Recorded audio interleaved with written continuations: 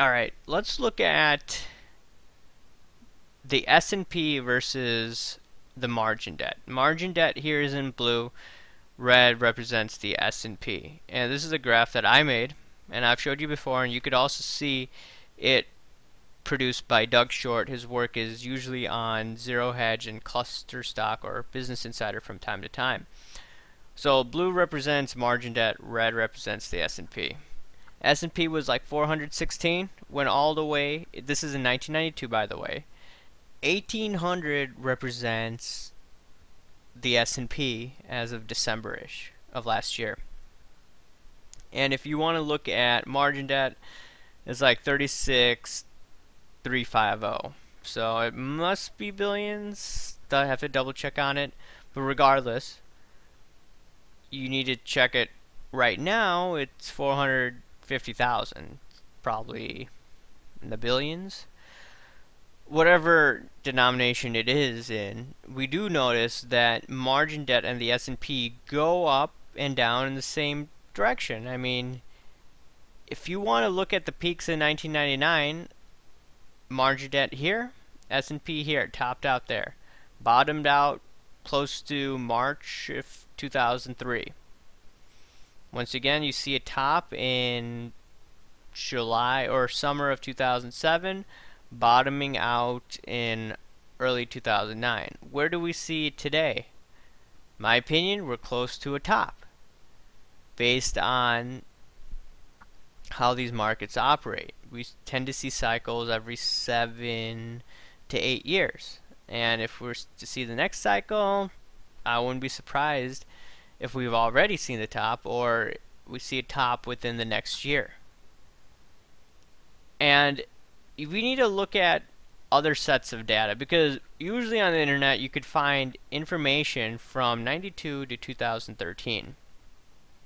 Now what I decided to do, I decided to look at data that people usually don't cover. And once again I made my own charts. And if you want to look at the blue represents the margin debt, so 11,820, so probably in the billions. This is January 1980.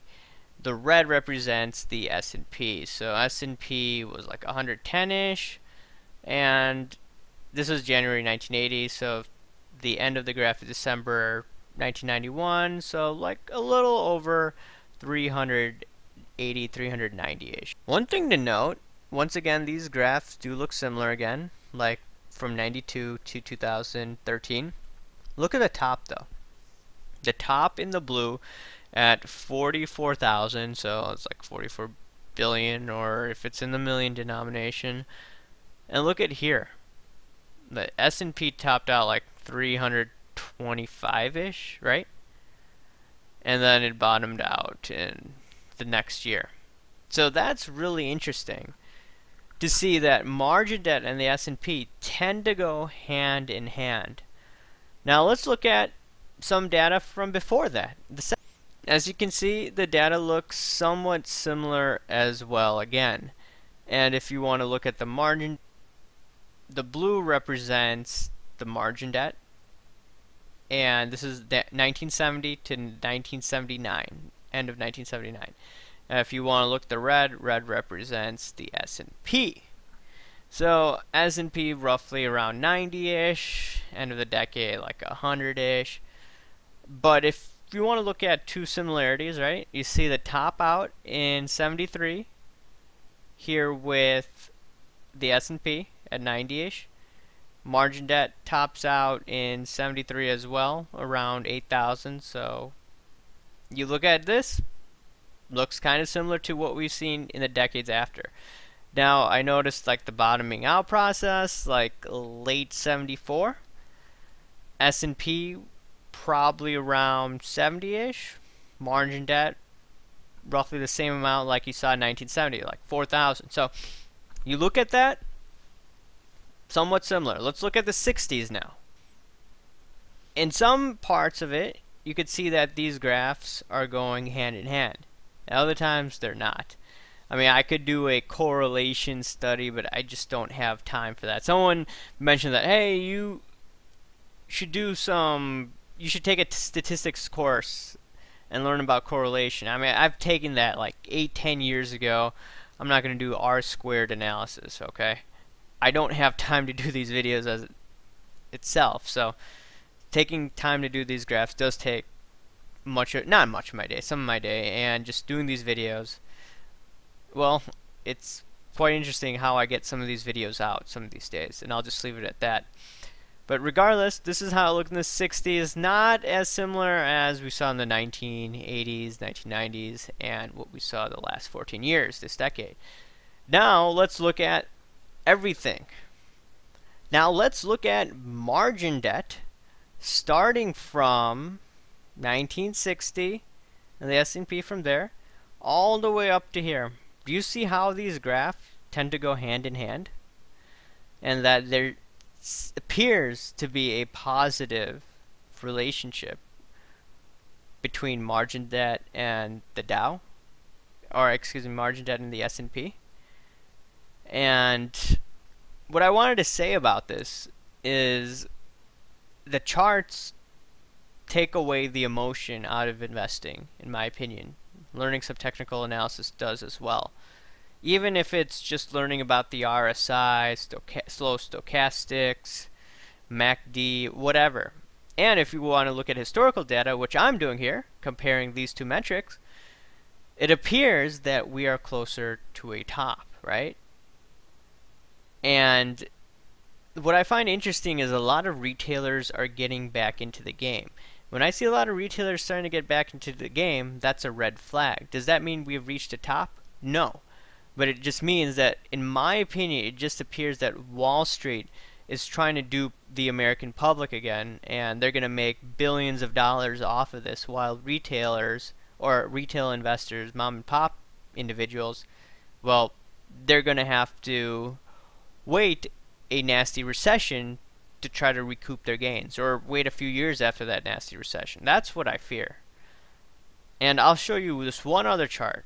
Before I show you that chart, though, I wanted to show you that, guess what? Everyone's saying that a bubble, this bubble, that, and we have never seen this unprecedented action by the Federal Reserve. Sure, we haven't seen the Federal Reserve or central banks around the world act irresponsibly as they are. But what does this tell you over here? It tells us that the stock market is propelled by margin debt, and this actually isn't anything new. I mean, that's the most important part. And in my opinion, markets work in cycles, and there will be a reversion to the mean, in my opinion, meaning that the markets will correct, and we're going to see this cycle happen once again. And we started to see the margin debt and the S&P act not normal, but you started to see more of a positive relationship between these two items, or not items, but between the Dow and the S&P shortly after 1980. What happened in 1980? Ronald Reagan was elected, they cut taxes, you had financial liberalization. Regardless of whether you agreed with his politics or not, that does not matter. But then you started to see these two graphs mainly correlated. I did show you broken down that these graphs didn't really go hand in hand, but based on this, it seems to have a positive correlation. Now, I did want to show you this one last thing right now, and getting back to retailer investors and Wall Street, and emotions in general. Alright, so now I'm looking at this chart of emotions, and it starts out with optimism, right? You could say this is like 2011 for the Dow, and 2014 now. In my opinion, we're at between thrill and euphoria. And usually when you see euphoria at the center, this is usually a better time to get out. I personally think we're somewhere between the thrill and the euphoria moment in the stock market. And do I think that it could go much higher? I think it could go a little higher from where it is right now. Sure. And the way that I think it's going to happen is you're going to see mom and pop individuals saying, hey, Dow 16,000, we missed the boat. And then they're going to try to ride it up.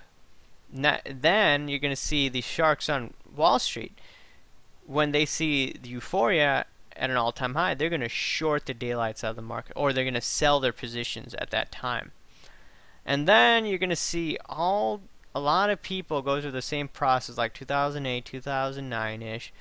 And then I want to get back in, obviously, at the capitulation despondence moment. And you're going to see a lot of Wall Street buying at this point. You could make the same, analogy for silver in 2011. Buy silver, crash JP Morgan. That was the euphoria moment. And then in December, I noticed that a lot of people were really bearish on silver. I did a video, Silver's Dead. And I do think that was one of the moments where there's so much negativity. And over here for a trade, that may have been a better time to get in. But with that previous graph, or the previous graphs that I was showing you when it came to margin debt, all my point is that these bubbles are nothing new, and one of the reasons why we see these bubbles, besides easy money, is margin debt. And that's what no one talks about, excessive leverage caused by margin debt. And yeah, you do have a Greenspan put, or a Bernanke put, and soon to be a Yellen put, which allows more risk taking to take place. And that's why you see a lot of people go on leverage, especially the big guys on Wall Street. Anyways, guys, thanks for listening. Talk to you later. Bye.